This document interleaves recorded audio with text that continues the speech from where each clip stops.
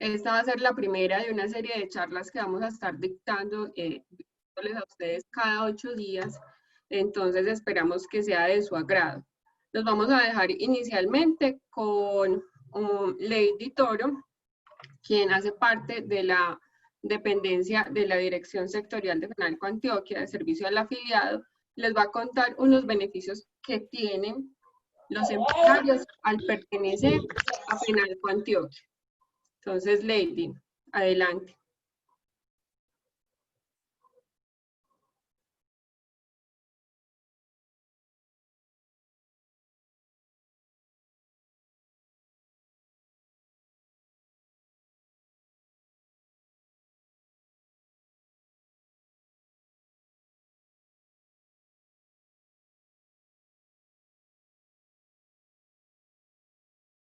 Y orientamos a nuestros empresarios. ¿Me escuchan?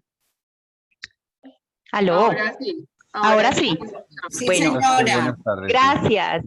Bueno, entonces, les repito, mi nombre es Lady Toro, pertenezco al área sectorial. Quiero que se conozcan un poco de FENALCO Antioquia, es la Federación Nacional de Comerciantes. Nosotros somos un gremio que defendemos a nuestros empresarios, al empresario pequeño, mediano, grande empresario ante la... Estas entidades gubernamentales pues trabajan de la mano con FENALCO Antioquia y en alianzas importantes que permitan al empresario llevar a cabo sus proyectos, llevar a cabo sus iniciativas, los escuchamos, los defendemos. Es decir, FENALCO Antioquia es el vocero ante estas entidades gubernamentales y escuchamos mucho al empresario, sus necesidades, para así hacer un brochure o un abanico de beneficios enfocados hacia el empresario. Entonces, quiero darles a conocer nosotros tenemos alrededor de 12 servicios, pero proyectamos, digamos, los más esenciales y son los que más utilizan nuestros empresarios. Tenemos la asesoría jurídica, que es todo lo que tiene que ver con asesorías laborales, comerciales, tributarias, administrativas. Siempre estamos desde casa trabajando con los empresarios, ayudándoles en estos temas, en esta pandemia en la que necesitan más de la parte jurídica, entonces los acompañamos. También tenemos mucho la parte de formación empresarial y comercial, se llama Fenicia, es todo lo que tiene que ver con capacitaciones, foros, diestros, diplomados. Aquí es donde formamos a los empresarios y a los empleados o a los hijos de los empresarios. Aquí llega toda la parte de formación y la oportunidad pues que nuestros empresarios vean en FENALCO una oportunidad de crecer en la parte de capacitación. También tenemos Procrédito. Procrédito es nuestra central de riesgos, es la más grande a nivel nacional. Nosotros digamos que manejamos el 98% del sector real, es decir que somos muy fuertes en personas naturales. Nuestra base de datos Procrédito pertenece a FENALCO, es uno de los productos de FENALCO Antioquia. Y también tenemos el servicio de facturación electrónica. En este momento, pues, apoyamos a nuestros empresarios en todo este trabajo de implementación. Ante la DIAN, nuestro nombre que está patentado y pertenece a FENALCO se llama Factible y es el tema de facturación electrónica. Y también trabajamos todo el tema de responsabilidad social, que aquí trabajamos muy de la mano con FENALCO Solidario para difundir y darle a conocer pues a todos nuestros empresarios la importancia de cuidar el medio ambiente, de trabajar todo lo social y en todo el tema de responsabilidad social empresarial. Entonces, queríamos como que conocieran un poco de FENALCO Antioquia. Estamos pues muy prestos, muy atentos en cualquier momento que nos necesiten, que alguna duda o inquietud les podemos apoyar. Nos pueden escribir al a la dirección de correo electrónico que aparece aquí en el plegable de servicio al cliente @fenalcoantioquia.com. Entonces, bueno, quedo pues muy atenta. Muchísimas gracias por el espacio. Y Natalia, quedo pues muy atenta si de pronto los participantes tienen alguna duda o inquietud. Vamos a estar muy pendientes. Muchas gracias por el espacio, un abrazo grande y una excelente tarde. Muchas gracias. Muchas gracias a ti, Lady. Entonces, bueno, ya saben que Fenalco tiene muchos beneficios para ustedes los empresarios. Les vamos a estar compartiendo esta pieza por los grupos de WhatsApp y también por las diferentes estados y redes del programa para que se vayan enterando y se vayan antojando un poco más de pertenecer a Fenalco. Entonces ya los dejamos con Edwin Sánchez, quien nos va a hablar de la importancia de la gestión del riesgo en nuestras empresas. Muy buenas tardes a todos. ¿Cómo me escucha Natalia? Súper bien. Perfecto. Entonces voy a compartir pantalla.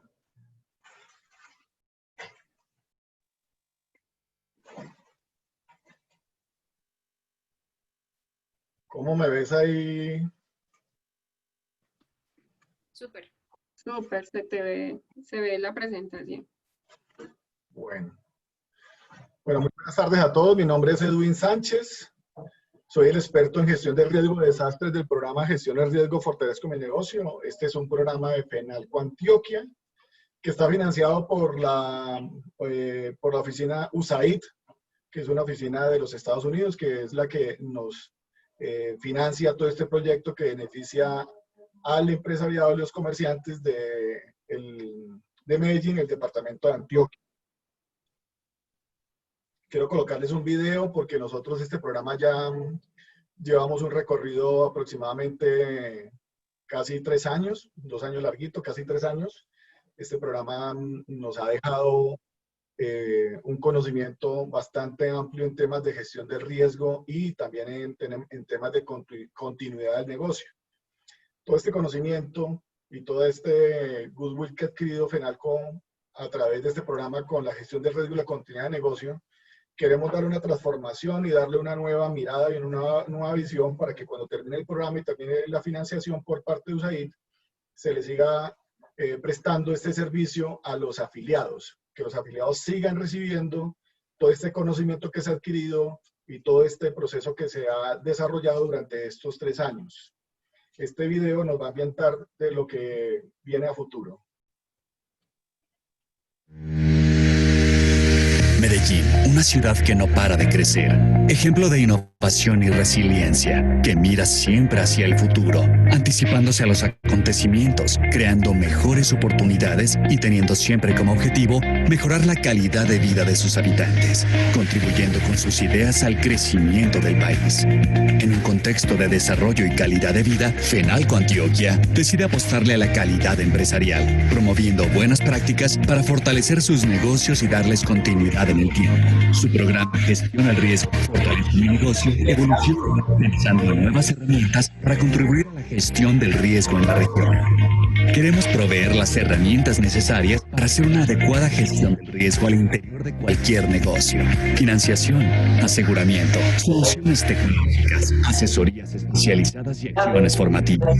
Herramientas que fortalezcan al empresario y su equipo, preparándolo para identificar los riesgos y así poder reducirlos, tratarlos, controlarlos y mitigarlos, evitando poner en peligro el bienestar de su negocio. Reconocer y gestionar el riesgo es estar un paso adelante. Es momento de implementar las herramientas adecuadas de continuidad del negocio y así garantizar la supervivencia del mismo. Un ecosistema de alto valor que permitirá brindarle crecimiento y sostenibilidad a las empresas. Tenemos la solución. Vendrá pronto.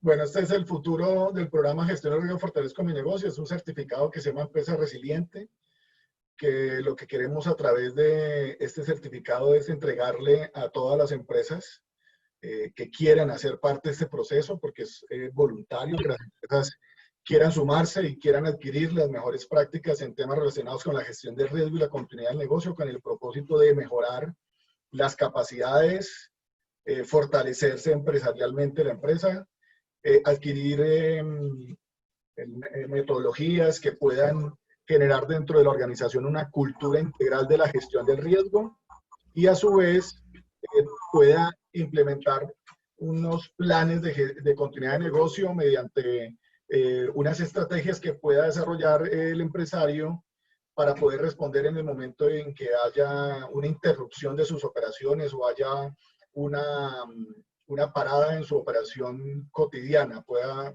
perfectamente responder. Yo les iba a pedir a favor a los que están manejando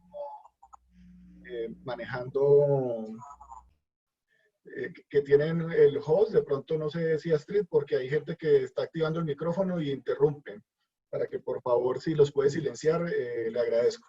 Sí, claro. Muchas gracias.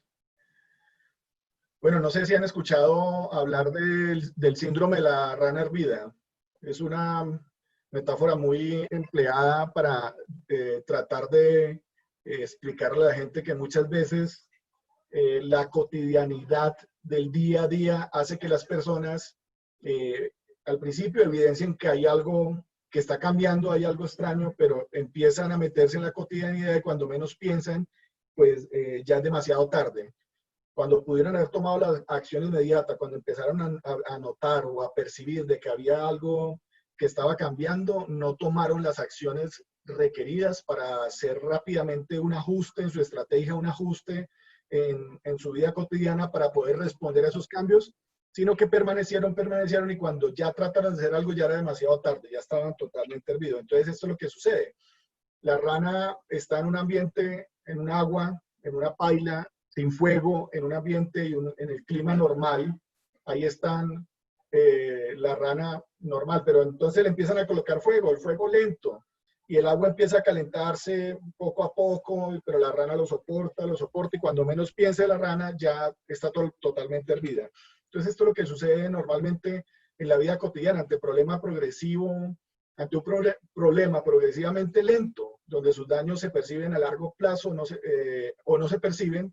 La falta de conciencia genera que no haya reacciones inmediatas o que éstas sean tardías, que luego es imposible revertir los daños. O sea, ya cuando la rana se dé cuenta ya está totalmente hervida y no hubo nada que hacer. Así es la gestión del riesgo y así son las amenazas. Las personas pueden evidenciar que está sucediendo algo que puede poner en peligro su negocio, puede poner en peligro la vida o la propia vida de uno o de las personas cercanas, pero pues se vuelve panorama, no toma acciones y cuando menos piensa ya es demasiado tarde y no hay nada que hacer.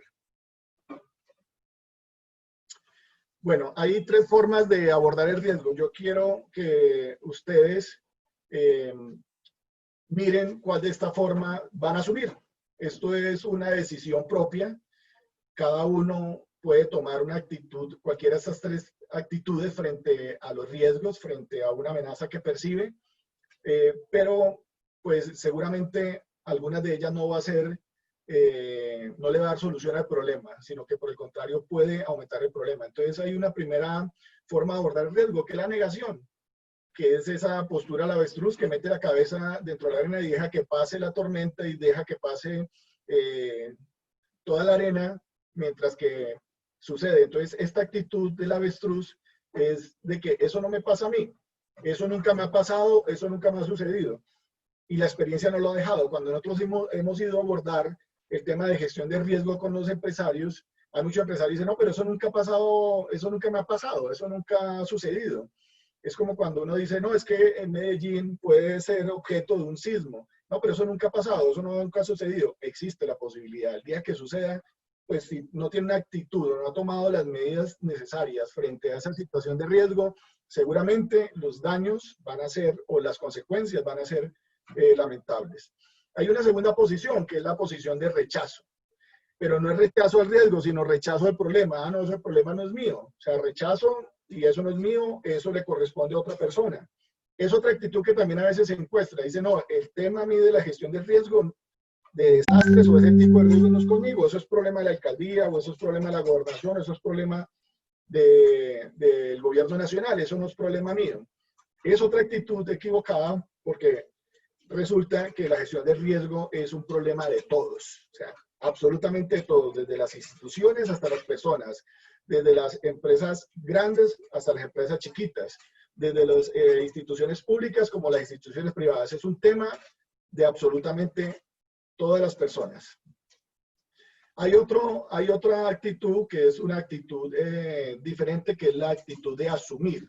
Y es asumir que el reto, asumir ese reto de decir, sí señor, venga yo y asumo eso, me apropio del conocimiento, me apropio del tema de la gestión de riesgo y empiezo a tomar acciones propias para reducir o para mitigar los riesgos que puedo evidenciar dentro de mi organización.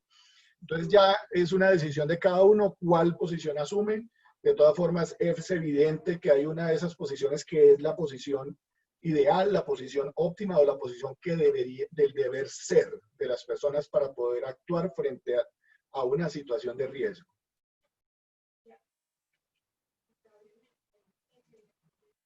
Bueno, en la gestión de riesgo de desastre especialmente, pero esta es una fórmula que es aplicable a todas las gestiones de riesgo, que si yo cojo una ISO 31000, cuando yo hago una valoración de riesgo, después de hacer un proceso de identificación y un proceso de análisis de riesgo, donde identifico unas amenazas y unas vulnerabilidades, me sale un resultado. En ISO 31000, como la gestión de riesgo, se maneja esta misma fórmula, lo que pasa es que de pronto se aborda de manera diferente. Pero, ¿qué es el riesgo? ¿Qué es el riesgo? El riesgo es una multiplicación entre la amenaza por la vulnerabilidad. ¿Qué es una amenaza? La amenaza son todos esos peligros, como también los conocemos, los peligros que pueden afectar las cosas, las personas o las cosas. Entonces, eso, cuando yo hablo de amenaza, me estoy refiriendo a lo que comúnmente se conocen como peligros. ¿Y qué es vulnerabilidad? El mismo nombre lo dice. La vulnerabilidad es qué tan vulnerable soy yo frente a esa amenaza o frente a ese peligro. ¿Qué vulnerabilidad tengo? Entonces, cuando yo logro evidenciar o identificar ese peligro, esa amenaza, y puedo también saber qué tan vulnerable soy yo frente a esa amenaza, puedo hacer un escenario y con base en ese escenario, puedo yo hacer una valoración del riesgo y puedo decir, ese escenario de riesgo es supremamente grande, o sea, ese riesgo es muy grande, ese riesgo en caso de que se llegue a presentar, se llegue a materializar ese escenario, puedo perder el negocio, o puedo perder vidas, o puedo perder todo mi patrimonio.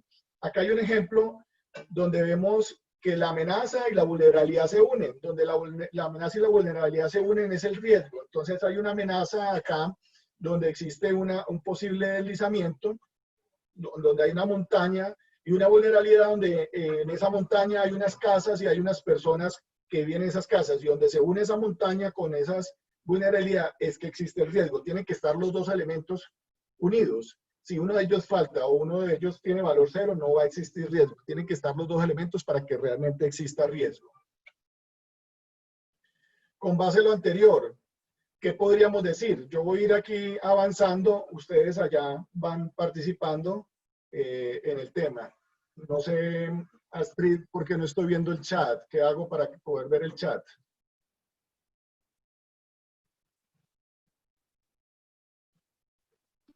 No puedes verlo porque puedes entrar a Zoom, o sea, superponer Zoom a la presentación.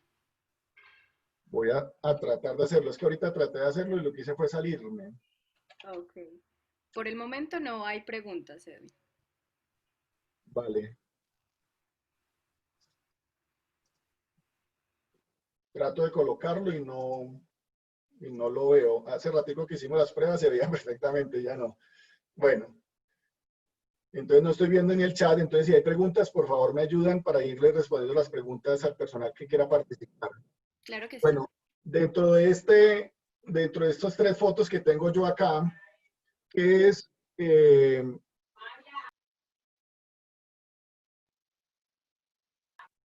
dentro de estas 3 imágenes que tengo yo acá, tengo un toro, tengo un torero, y eso da un resultado. Ya ahí mismo me doy cuenta que el resultado es el riesgo, pero yo qué diría, este ejercicio ha causado polémica, porque a veces uno dice, ¿cuál es la amenaza o cuál es el peligro de los dos? El que le gusta la tauromaquia diría el peligro es el toro, ¿cierto? El que sea antitaurino diría, no, el peligro es el torero, porque va a matar el toro, ¿cierto?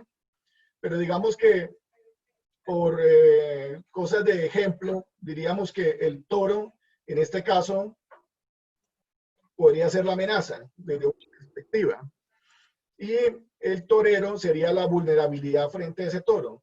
Por lo tanto, cuando el torero se enfrenta al toro o el toro al torero, desde la perspectiva que queramos, existe un riesgo contenido en ese escenario que estamos viendo en este momento, ¿cierto? Este ejemplo nos está demostrando cómo se construyen los escenarios de riesgo.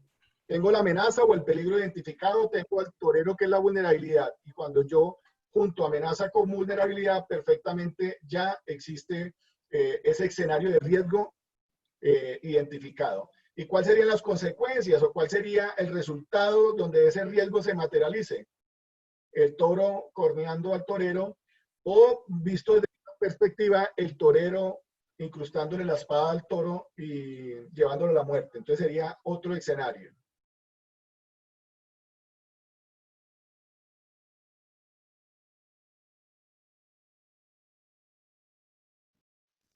Bueno, aquí tenemos otro ejemplo relacionado con esta misma ecuación, esta misma fórmula de gestión del riesgo. Aquí tenemos 4 fotos. Vamos a hacer el mismo ejercicio anterior. Si quieren van participando en el chat. ¿Cuál sería? Vamos a identificar primero la amenaza en esas 4 fotos. ¿Cuál sería la amenaza en esas 4 fotos?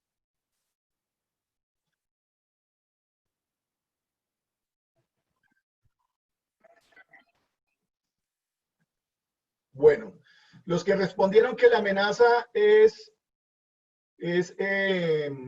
toda esa maraña de cables que están en Edwin, lo Creativos sí, RG asociados efectivamente indica que los cables son la amenaza. exactamente. Esa es la amenaza porque efectivamente, pues ahí vemos una posibilidad de que se puedan presentar múltiples escenarios de un cortocircuito, una explosión por recalentamiento y por ende un incendio posterior. Entonces, la amenaza en este caso sería, como dice el participante, es los cables, toda esa maraña de cables, todas esas instalaciones.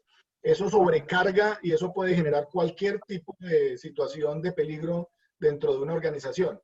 ¿Cuál sería en esas otras 3 fotos restantes, cuál sería la vulnerabilidad?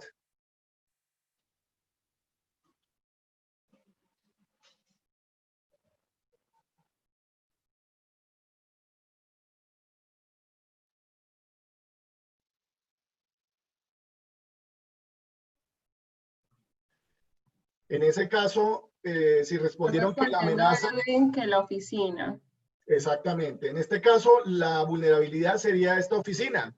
Los cables están aquí detrás de todos estos papeles, hay un montón de material que donde hay una chispa en esos cables, pues van a iniciar un conato de incendio y posiblemente se va a prender toda esa oficina con esa cantidad de papeles.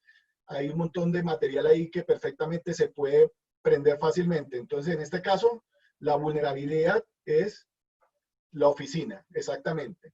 Por lo tanto, el escenario de riesgo es cuando se unen esos dos elementos.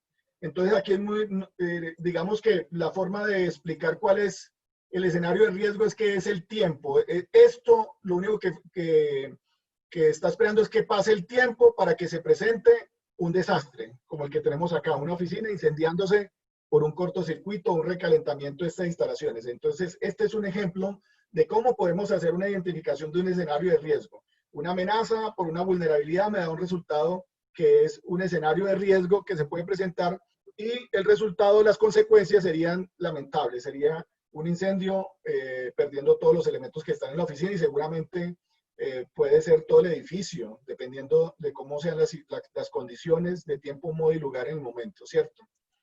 Bueno, aquí vamos a traer un ejemplo que lo estamos viviendo en la actualidad, un ejemplo palpable, el ejemplo del día a día que estamos viviendo hoy en día con el tema del coronavirus. ¿Cuál sería la amenaza en esta foto, en estas 4 fotos?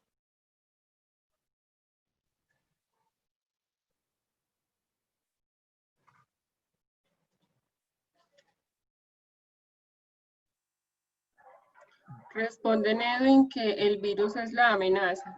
Exactamente, esa es la amenaza, ese es el peligro que tenemos hoy en día, el virus. El virus. ¿Cuál sería la vulnerabilidad? ¿Qué elemento le falta a esa amenaza para que exista un riesgo? En ese caso, ¿cuál sería la vulnerabilidad?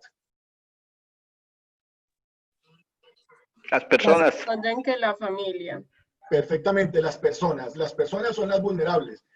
Vamos a entrar un poquito para explicar este tema del coronavirus con relación a la gestión del riesgo. ¿Por qué las personas la vulnerabilidad? Porque en estos momentos la única forma de reducir la vulnerabilidad es que no haya susceptibilidad o no haya exposición. Y resulta que la exposición es el puro hecho de que las personas se expongan al virus, y eso es una realidad. Hoy en día estamos todos absolutamente expuestos al virus, porque el virus está rondando en las personas asintomáticas que no saben que tienen el virus y lo pueden transmitir fácilmente. Y la otra característica de la vulnerabilidad es esa fragilidad. Y la única forma de reducir la fragilidad frente a un virus, como el coronavirus, es que tengamos un sistema inmunológico que ya pueda responder al virus. Y resulta que las únicas formas para poder responder con un sistema inmunológico que responda frente al virus es con una vacuna.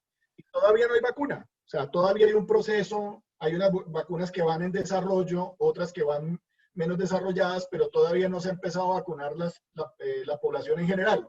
Por lo tanto, absolutamente todos somos frágiles al virus.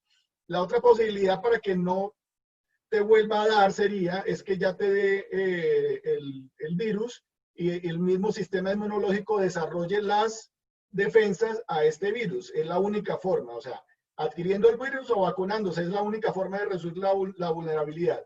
Por lo tanto, lo único que queda por gestionar es la exposición, es no estar cerca a personas que estén contagiadas. Por eso es que hay cuarentenas obligatorias, por eso es que muchas personas están trabajando desde su casa, por eso es que hay ciertas actividades económicas que normalmente demandan concentración o aglomeración de gente no están autorizadas todavía, porque lo único que se puede gestionar frente al virus es la vulnerabilidad, y en este caso es la exposición.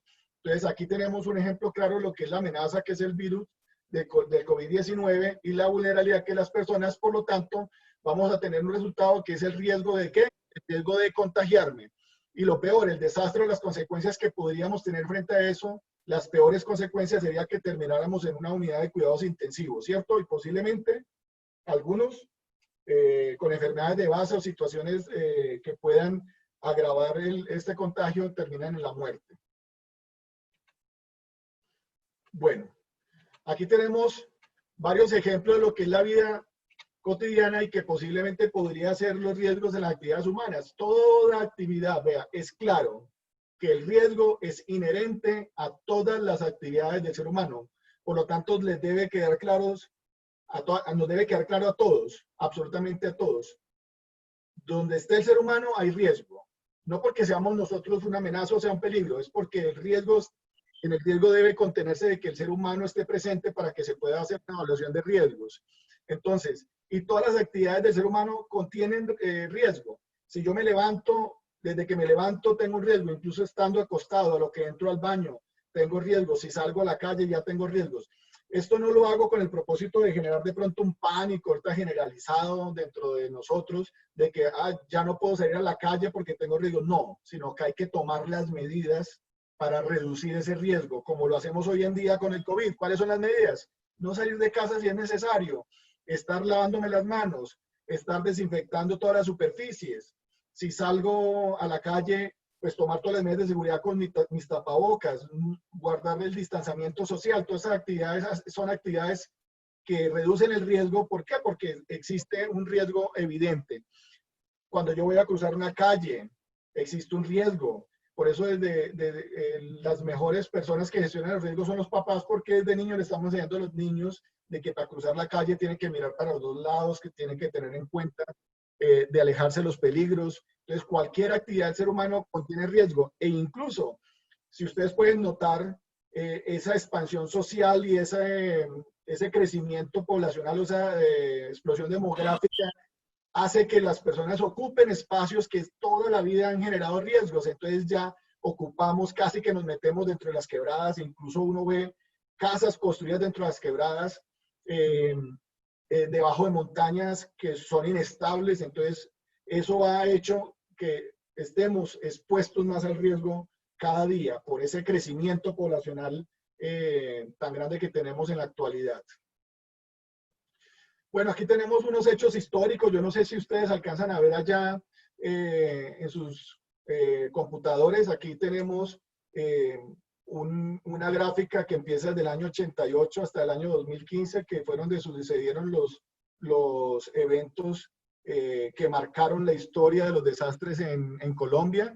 Dentro de poquito vamos a ver la gráfica de todas las pérdidas que ocasionó el COVID, que van a ser grandísimas, porque es que las pérdidas se miden en dinero y cuantificando también las vidas de las personas que se pierden. Entonces seguramente esta gráfica a futuro va a tener una curva final mayor. Y ustedes se dan cuenta que poco a poco esas curvas van aumentando. No es porque cada vez sucedan más desastres o porque cada vez hayan más fenómenos amenazantes o más peligros. No, es porque la población cada vez es más grande y la población cada vez crece más y la población cada vez ocupa espacios que no son aptos para vivir y la población ocupa espacios no con la debida atención y cuidado para reducir los riesgos y para estar preparado en caso de que suceda algo. Entonces tenemos, por allá entre el año 1980 y 85 sucedieron dos eventos especiales, que fue el terremoto de Popayán en el año 83 y después la erupción del Nevado del Ruiz en el año 85, que terminó con la destrucción de la ciudad de Armero en el Tolima.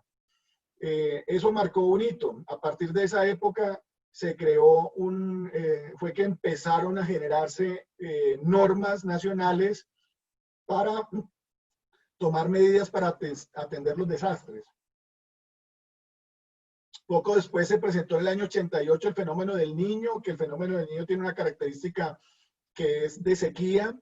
Yo no sé si los que tenemos pues la edad más o menos mía, de 40 años más o menos en adelante, o un poco más, porque pronto se acuerdan que en esa época se impuso la hora Gaviria, porque los embalses se secaron absolutamente todo y no había cómo producir energía en el país. Después de ese desastre fue que el gobierno nacional tomó medidas para empezar a hacer represas y empezar a hacer embalses para poder tener la energía suficiente en caso de que se volviera a presentar un fenómeno del Niño. Creo que hoy en día estamos asegurando ese tema con la construcción de Hidroituango.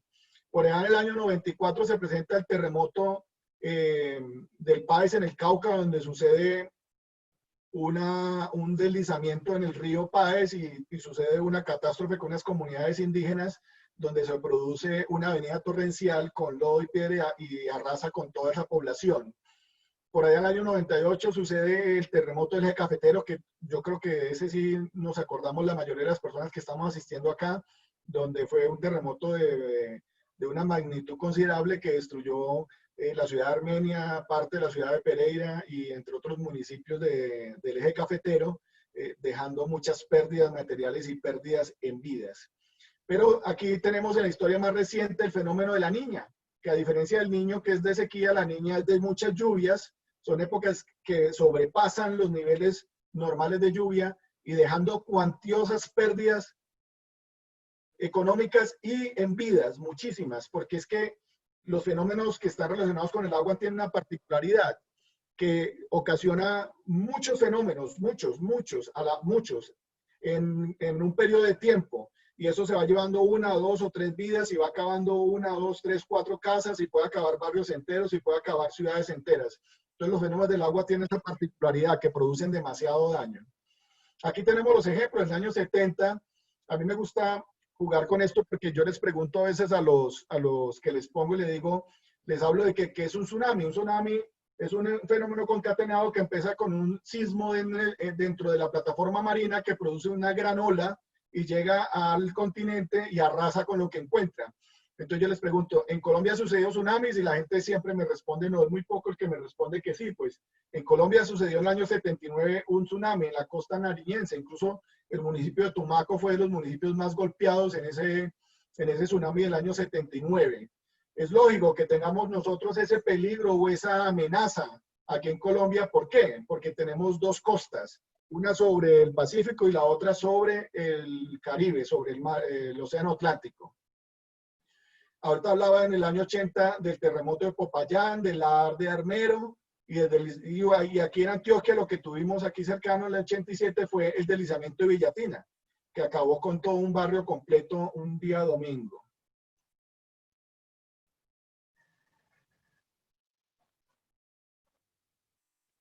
Bueno, esta es una línea de tiempo de cómo han sido los cambios a raíz del proceso de la gestión del riesgo. Año 78 sucede el terremoto y el tsunami de la costa nariñense, cuando era Julio César Turbay era el presidente.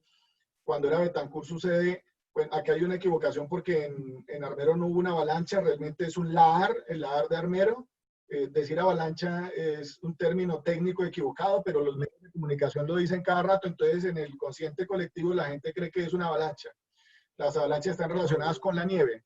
Y el sismo de Popayán, ahí es donde se crea el primer decreto, el decreto 1547 del 84, donde se crea el Fondo Nacional de Calamidades.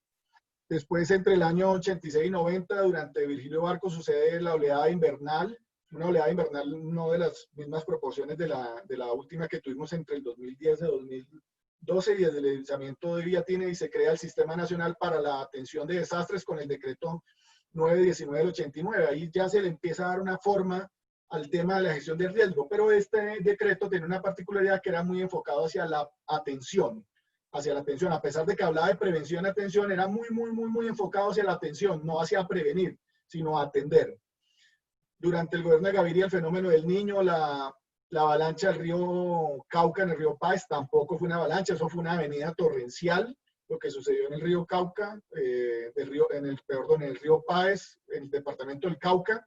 Después, en el periodo del presidente Samper, sucede el fenómeno del Niño, que fue la sequía. Bueno, eso fue entre Gaviria y Samper, y sale el decreto 93 del 98, con el propósito de atender todas las situaciones de riesgo que se vivieron en ese momento y poder atender todas las pérdidas y auxiliar a aquellas personas que lo perdieron todo. En la época de Andrés Pastrana sucede el terremoto del Eje Cafetero. Después de ese terremoto se crea, y con la erupción del volcán Galeras, durante el primer periodo del presidente Uribe, se crea dentro del Plan Nacional de Desarrollo, se empiezan a involucrar temas de poder inyectarle recursos a la economía y a la población y asistir con subsidio a la población afectada. Segundo periodo del presidente Uribe, un fenómeno del niño pequeño, pero sobre todo el fenómeno de la niña, que ocasionó muchísimos daños. Ese fenómeno de la niña terminó incluso cuando Juan Manuel Santos ya era presidente. Sucede una erupción en el volcán Nevado del Huila, inundación de las cuencas bajas del río Cauca, Sinú y San Jorge, con el fenómeno de la niña, que fueron hubo las mayores pérdidas. Y en el periodo de Juan Manuel Santos, el fenómeno de la niña continuó, y después un fenómeno del niño pequeñito. Eso es como la línea de tiempo de los desastres y de las normas que salieron. Ya en el periodo de Juan Manuel Santos es que tenemos la nueva ley, que es la ley 1523, que reemplazó el decreto 919. Esta ley tiene una particularidad, que esta ley ya tiene un enfoque más hacia la gestión del riesgo, hacia prevenir los riesgos. A pesar de que contiene la atención, que es atender esa situación que se presenta, o esa amenaza que se materializa, o ese peligro que ocasiona daños y pérdidas, tiene un gran enfoque porque los primeros dos procesos son hacia la atención o hacia la prevención de los riesgos. Y esta ley crea la Política Nacional de Gestión de Riesgo y crea un Sistema Nacional de Gestión del Riesgo. Ejemplos acá. ¿Recuerdan el SPACE? Bueno, el SPACE es un hecho que tenemos todos los del área metropolitana, y podríamos decir que a nivel nacional, que sucedió en el Poblado, donde se cayó la torre 6 del edificio Space, y ese edificio terminó siendo demolido. Esa falta de tener cuidado y atención y de prever los riesgos le ocasionó pérdidas en seguros más o menos de 113.5 miles de millones de pesos. Esa cifra está respaldada por Fasecolda. O sea que es una cifra donde hubo demandas por esos montos. Tenemos lo que sucedió en la Cristalería Peldar,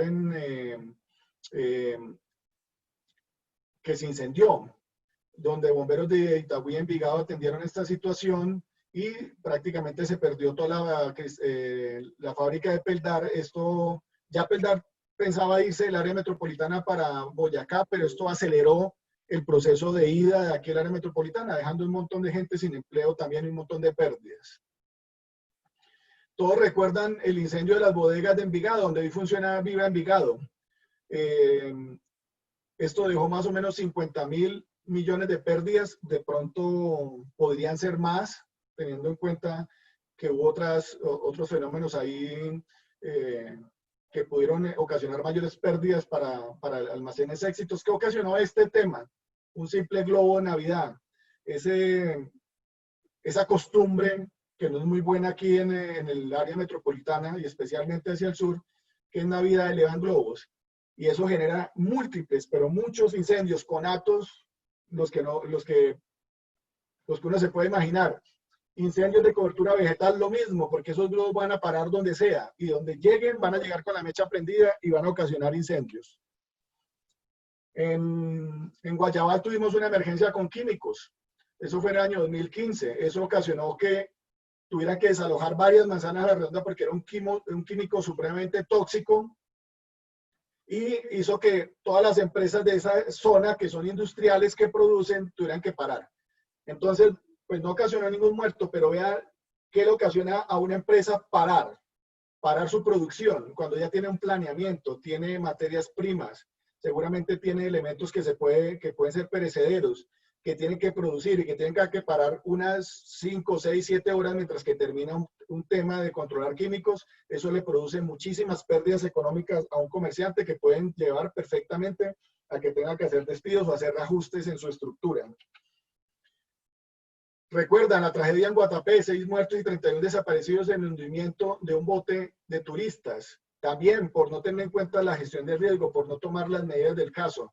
Afortunadamente, pues ya han ido entrando en conciencia en el embalse de que no es ir a hacer la rumba, emborracharse y subirse sin ningún medio de seguridad a esos botes, porque perfectamente puede suceder lo que le pasó a este bote que terminó debajo del agua. Accidente de tránsito en el oriente antioqueño, 15 trabajadores lesionados. El campo no quiere que el niño se arruine con las cosechas, entonces las sequías también ocasionan pérdidas económicas, las que ustedes se pueden imaginar. También el agua, posibilidades de pérdidas muchísimas. Entonces, ¿qué es lo que yo quiero traerles aquí a colación? De que estamos en un entorno de riesgo, en cualquier momento podemos perder absolutamente todo, que por lo tanto cualquier actividad humana está generando riesgo, o cualquier actividad humana puede estar expuesta al riesgo. Por lo tanto, es la cotidianidad, es lo que está sucediendo en todo momento. Por lo tanto, es el llamado a que las personas tengan en cuenta que la gestión de riesgo es una actividad que se debe hacer todo el tiempo, y más en las empresas, que son las que más generan riesgos relacionados sobre todo con los riesgos tecnológicos. Esta es una realidad. Valle de la Burrada, los 10 municipios están ahí en esa foto. Los 10 municipios están en un valle rodeado de montañas, y esas montañas tienen 100 quebradas directas que caen en el río Aburrá, que es el mismo río Medellín o el río Porce más abajo, con agua. Y esas 100 quebradas, cuando llueve, no se convierten en quebradas, sino se convierte casi en ríos, unas avenidas torrenciales impresionantes. Pero fuera de esas 100 quebradas hay un montón de quebradas que le caen a esas 100 quebradas. O sea, tenemos una realidad en el Valle de Aburrá que es evidente. Por lo tanto, debemos tener en cuenta que estamos en un entorno de riesgo constantemente. Aquí tenemos un ejemplo que ha sucedido en el territorio. Desde el incendio de Moravia, donde se perdieron 396 viviendas en el 96, pasamos por inundaciones más o menos en el año 88, donde conocemos que la quebrada de Iguaná, la Picacha, la Santa Lucía, los Huesos bajan a avenidas torrenciales impresionantes, llevándose casas, llevándose lo que se encuentra en el camino. En el año 2003 sucedió el incendio del Pinal o el Mano de Dios, donde 650 viviendas quedaron destruidas. En Villatina, ya lo había nombrado, en el año 87, más de 500 muertos. Se calculan más de 500 muertos porque no se pudieron recuperarse. Terminó siendo un campo santo. Urbanización Alto Verde en el 2008, en el Poblado, donde sucede un deslizamiento o un movimiento en masa que termina destruyendo un montón de casas, más o menos unas 12 casas creo que se destruyeron, casas muy costosas y ocasionando 12 muertos. Todos recuerdan la estructura del SPEI, ya lo hablamos ahorita hace un momento, dejando 12 muertos, 11 en el acto y uno que murió después en el hospital. Después, tenemos el ejemplo del incendio estructural en zona de Guayabá en 2008, el incendio de las bodegas de Envigado que ya lo nombramos en el 2007, el accidente aéreo en el Olaya Herrera con 14 muertos, Después hubo otro accidente aéreo donde cayó un avión en la UPB, también dejando 7 muertos. Entre eso, entonces tenemos una realidad en todo el territorio, estamos expuestos al riesgo constantemente. Entonces yo le pregunto, ¿los desastres son naturales? Porque eso lo escuchamos cada rato en el noticiero, desastres naturales. Sucedió el desastre natural. Yo les digo, los desastres no son naturales, los desastres es fruto de un proceso de construcción social de la cual la humanidad es el único responsable, o sea, no es natural que suceda un desastre. Los fenómenos naturales sí suceden, o sea, son fenómenos que suceden porque es algo que lo ocasiona la naturaleza, los fenómenos suceden constantemente, pero ¿por qué hay daños? Porque el ser humano es el que construye realmente el riesgo. El fenómeno natural constantemente está sucediendo, las lluvias van a seguir sucediendo, las sequías, los sismos, las erupciones volcánicas, etcétera, etcétera, pero donde el ser humano genera un riesgo cuando empieza a hacer esa construcción social y genera ese riesgo que se asocia con ese desastre. Entonces los desastres no son naturales, hay que quitarnos de la cabeza que eso no es natural que suceda. Los desastres suceden es porque el ser humano ha invadido o ha construido o no ha tomado las medidas del caso o no ha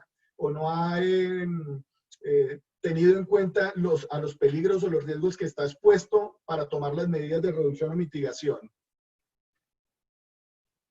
Aquí vemos cuál es la realidad. En otras noticias les contamos que cerca de 12.400 emergencias ha atendido el DAGRET durante 2018. Los accidentes de tránsito y los desplomes de árboles son los más recurrentes en la ciudad. Seguido de esto se encuentran los incendios estructurales con 490 casos y los ataques de abejas con 463. Las comunas donde más emergencias ocurren son La Candelaria, Laureles y Castilla. Además, con la llegada de la temporada de lluvias, los incidentes relacionados con inundaciones y daños estructurales aumentan. Bueno, una realidad, ¿cierto? Esa es la realidad en la que vivimos constantemente. Vamos a ver los conceptos. ¿Qué es una amenaza? Aquí quiero hacer énfasis muy atentamente a estos conceptos. ¿Qué es una amenaza? Es un peligro latente, hay que tener en cuenta, es un peligro latente, no ha sucedido, es un peligro que está ahí, que es latente, o sea, se puede manifestar en cualquier momento, en cualquier periodo de tiempo, ya sea por fenómenos de origen natural, tecnológico, provocados por el hombre, que pueden producir daños, efectos en las personas, bienes, servicios y ambiente. Entonces, puede producir por fenómenos, ya sean de origen natural, tecnológico o provocado. Entonces, un peligro latente, esa palabra es clave en el tema de amenaza.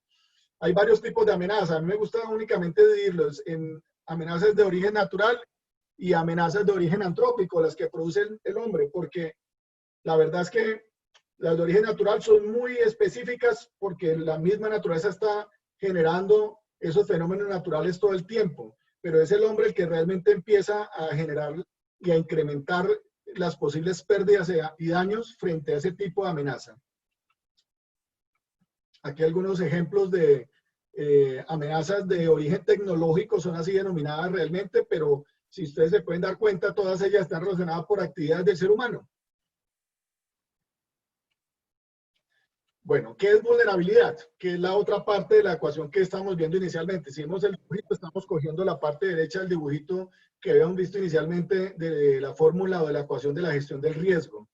Entonces, incluso ahorita cuando estábamos hablando del ejemplo del COVID-19, hablábamos de que era muy importante tener en cuenta que la vulnerabilidad tiene dos aspectos importantes, que es la susceptibilidad o la fragilidad hacia esa amenaza que podemos estar nosotros expuestos. Entonces la dividen en física, económica, social, ambiental o institucional, donde una comunidad puede ser afectada o de sufrir efectos adversos en caso de que un evento físico se manifieste o se presente. Entonces, cuando nosotros vamos a analizar ese escenario de riesgo, es importante que tengamos en cuenta esos dos factores. La susceptibilidad, que es la misma exposición, qué tan expuesto o susceptible soy yo de estar frente a esa amenaza y qué tan frágil soy frente a esa amenaza. Aquí me gusta colocar un ejemplo de vulnerabilidad para que entendamos cuál es la diferencia entre susceptibilidad y fragilidad y podamos tener en cuenta esos dos elementos que son esenciales para poder determinar el escenario de riesgo. La susceptibilidad, le vamos a colocar también el nombre de exposición, de qué tan expuesto estoy. Y la fragilidad es esa capacidad que tengo yo para resistir frente a esa amenaza. Vamos a hablar de un sismo.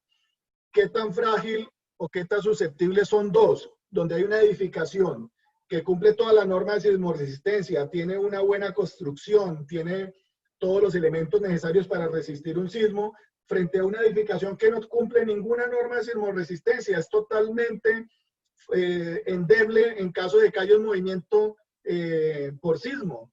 Entonces, las dos son susceptibles, o sea, las dos están expuestas porque están construidas una al lado de la otra, pero ¿cuál de las dos es más frágil?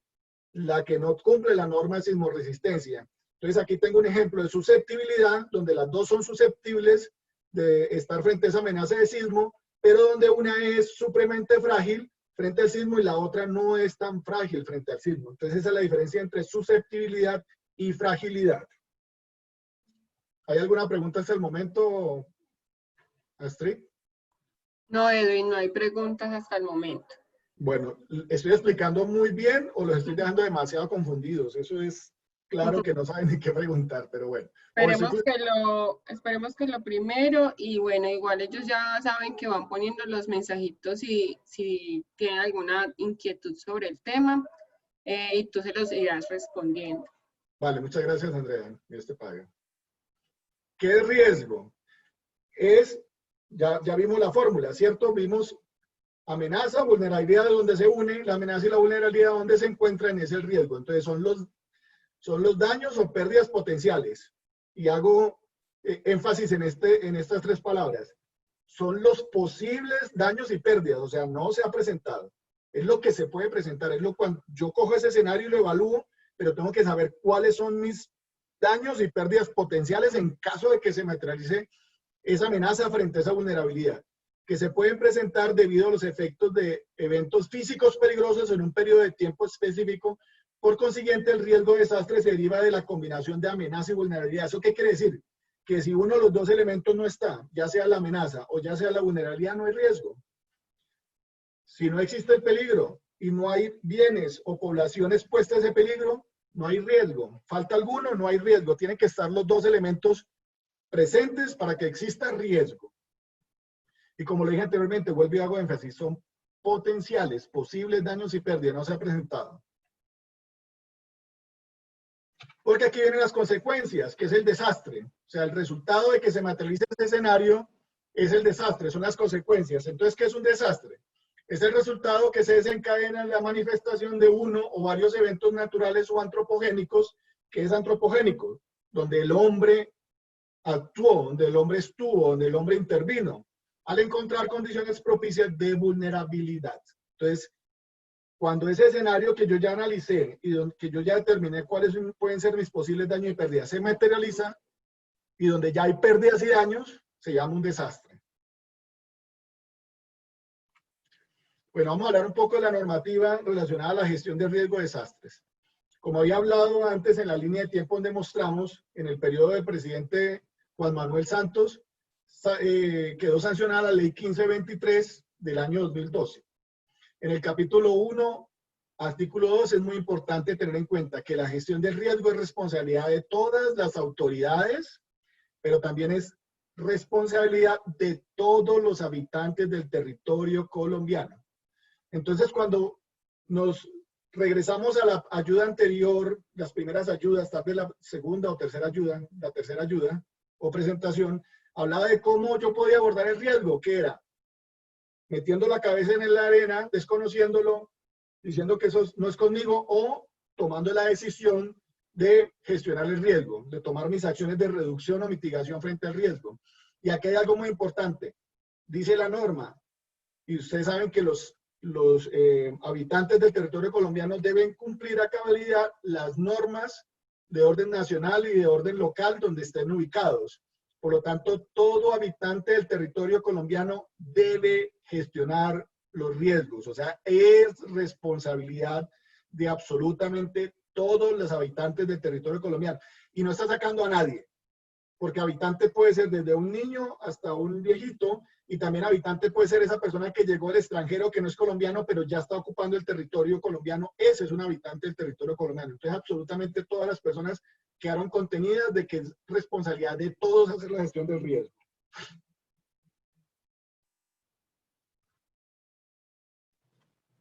La ley 1523 dice que la gestión de riesgos se hace en 3 procesos.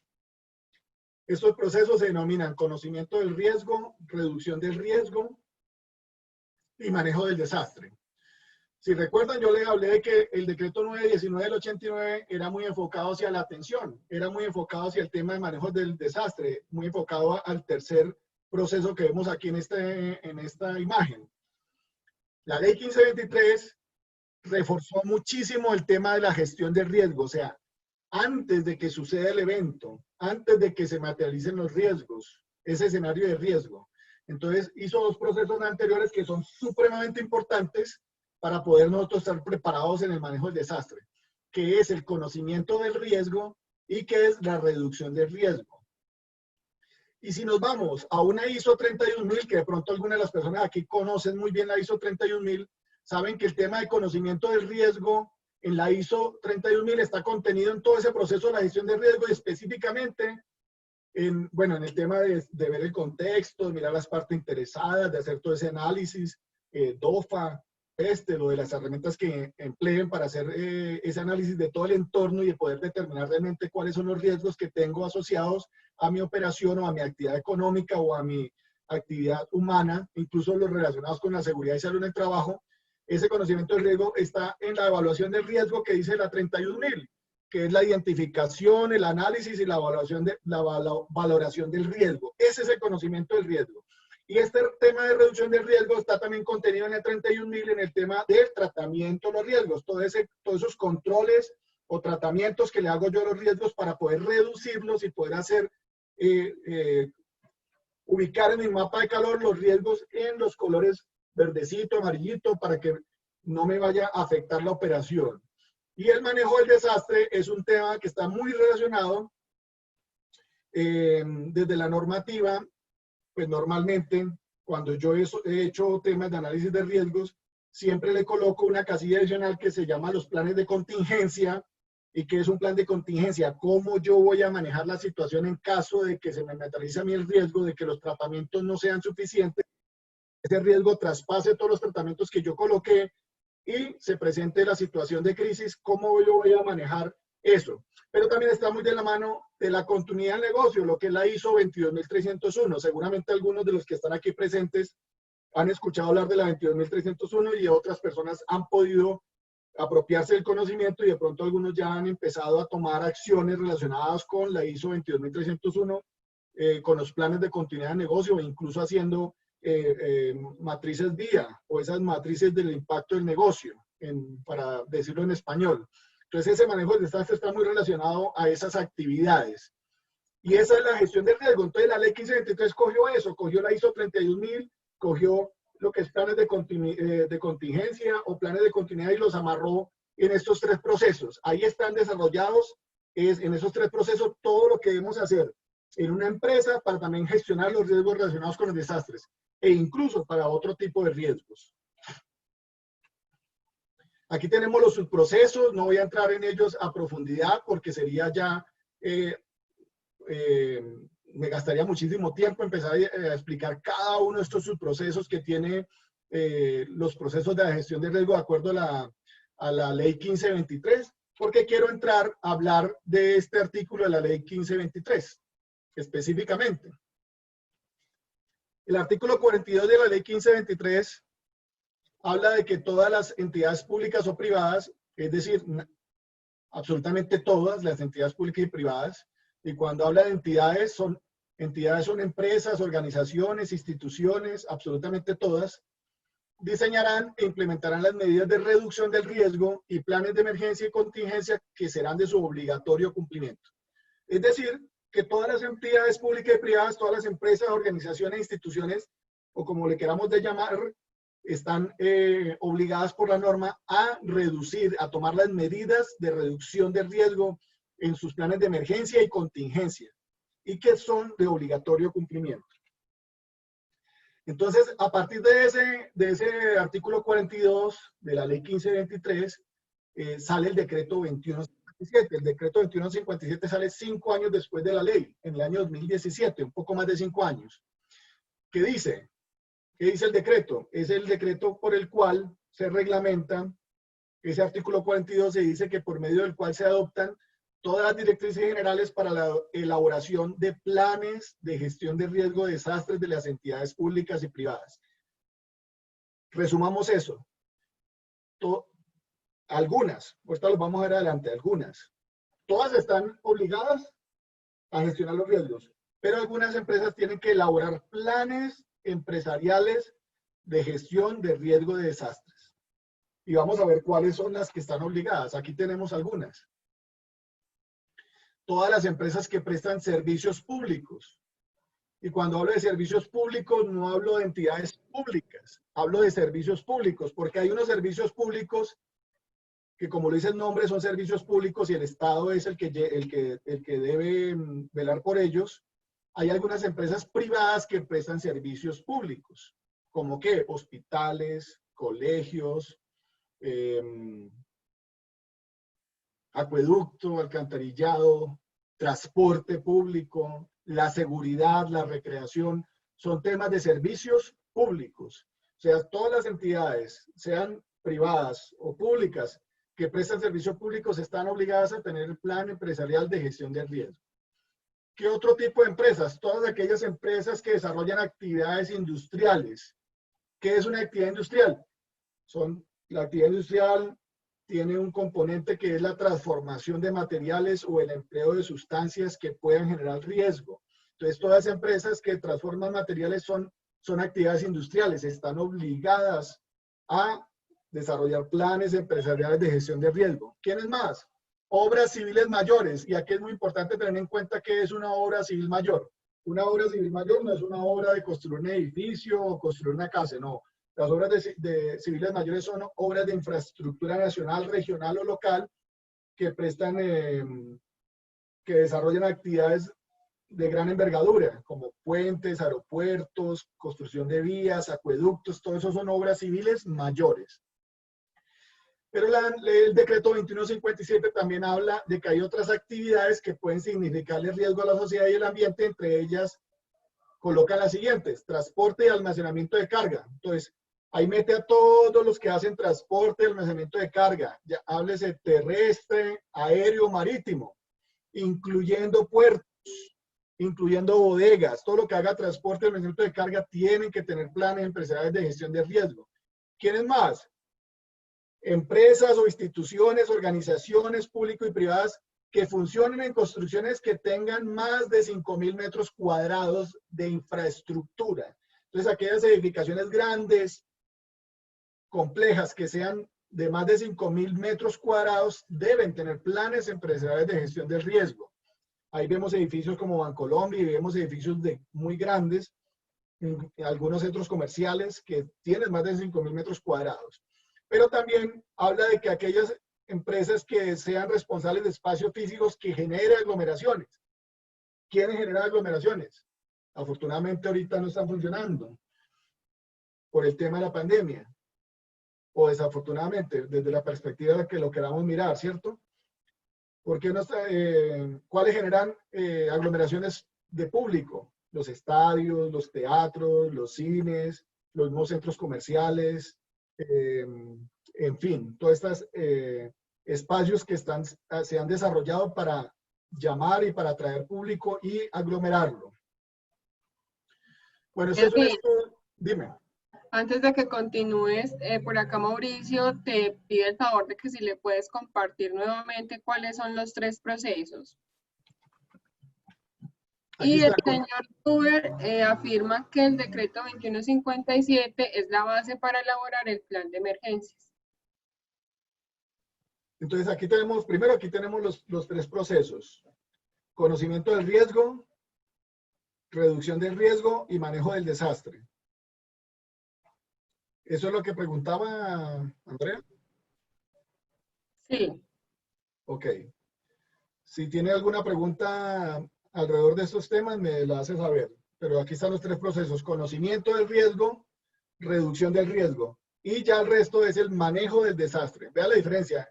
En los 2 primeros está hablando del riesgo, y como lo vimos en el concepto anterior, el riesgo es posibles daños o pérdidas potenciales, o sea, no ha sucedido, Y el tercer proceso ya habla de desastre, que el desastre ya es la materialización, cuando se presenta el evento, cuando hay pérdidas y daños.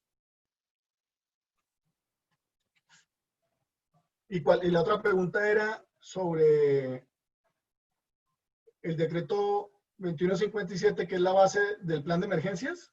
Sí, es una afirmación que nos hace el señor Duber Castañeda. Bueno, el señor Duber Castañeda no está equivocado, pero sí quiero decirle que ya el plan de emergencias está contenido dentro del plan de gestión del riesgo de desastres, porque el plan de gestión del riesgo de desastres tiene conocimiento, reducción y manejo de desastres, y el plan de emergencias está dentro del manejo del desastre. Entonces ya el plan de emergencia para algunas empresas no es suficiente.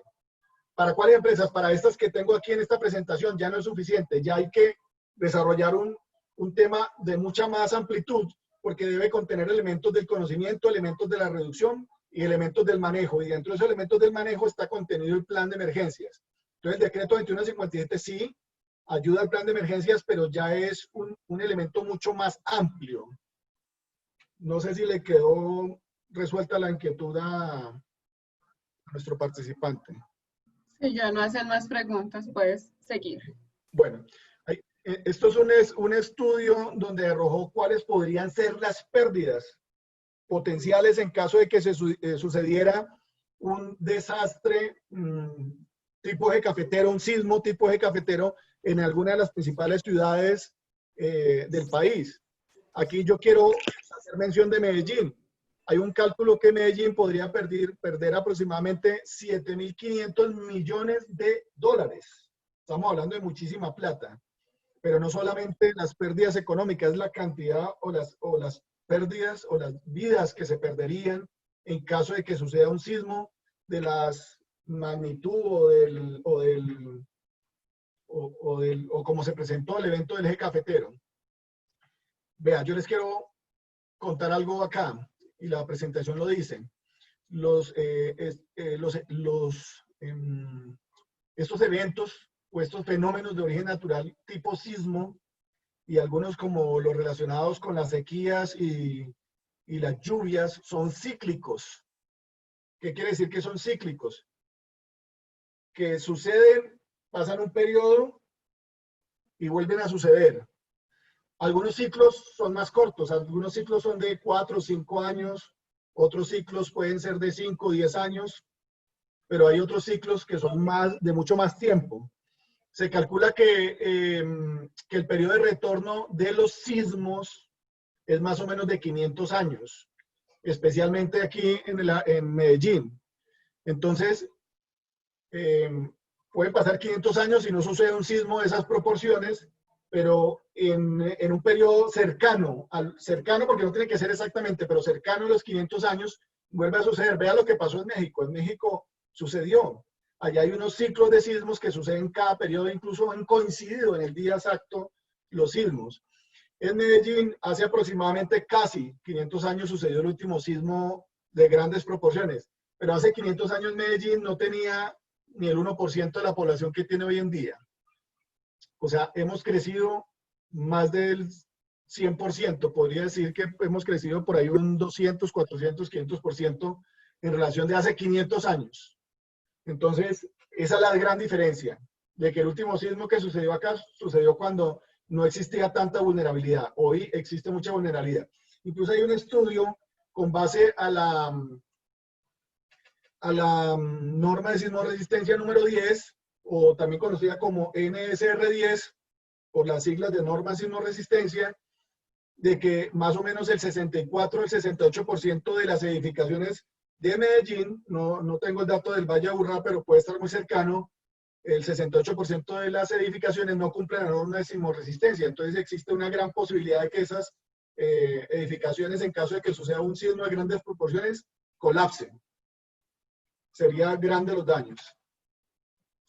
Pero no, esos eventos tipo sismo tienen unos ciclos muy grandes, como lo vimos, de 500 años. Hay ciclos mucho más cortos y que ocasionan mucho más pérdidas en vidas y pérdidas económicas, como vemos acá este ejemplo, que son las inundaciones. Yo les decía anteriormente, los fenómenos relacionados con el agua son los que más suceden y los que más desastres ocasionan.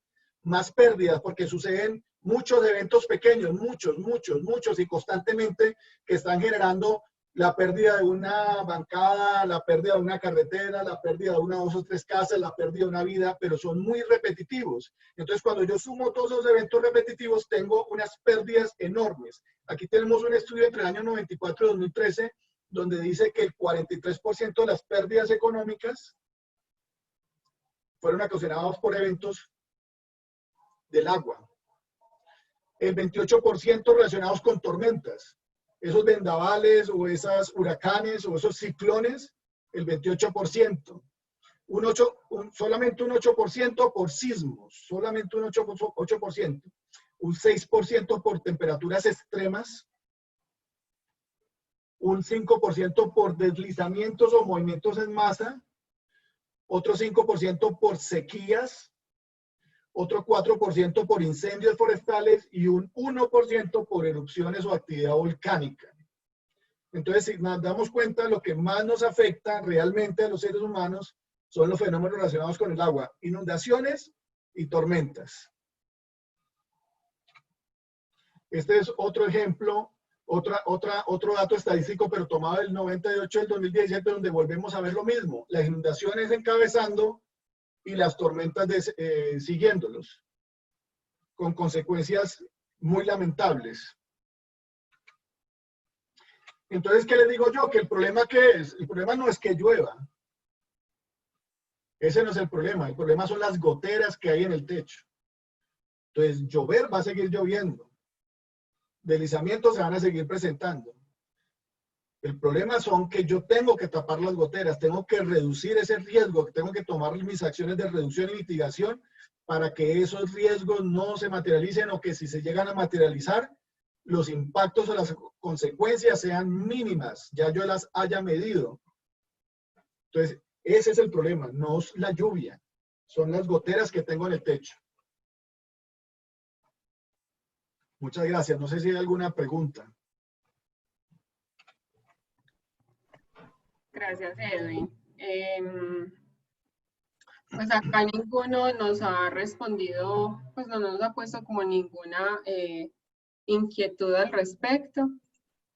Entonces, pues nada, les agradecemos mucho el acompañamiento a la charla. Esperamos que hayan entendido un montón de cosas, que hayan profundizado un poco más en estos temas. Y los esperamos para nuestra próxima charla, que va a ser dentro de 8 días sobre la continuidad del negocio. Muchísimas gracias y muy buenas tardes. Gracias. Feliz tarde. Recuerden diligenciar el formulario de asistencia. Muchas gracias. Con gusto. Nosotros se los vamos a estar pasando por los grupos de WhatsApp para que lo estén diligenciando. Mil gracias. Que estén muy bien. Tarde. Igualmente. Gracias.